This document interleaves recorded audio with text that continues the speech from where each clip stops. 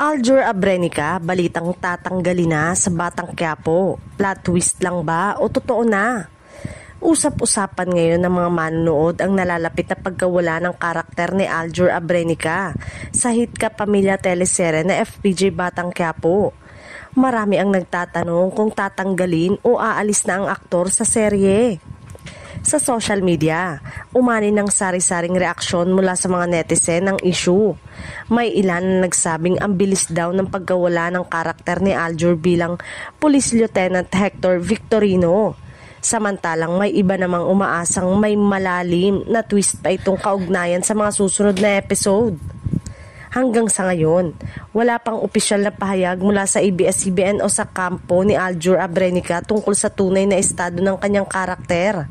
Subalit, ayon sa ilang malalapit sa production, posibleng hindi pa tapos ang papel ng aktor sa kwento at baka may comeback scene ito sa mga darating na linggo. Matatandaan na mainit ang pagtanggap ng mga kapamilya viewers sa pagbabalik ni Aljur sa ABS-CBN.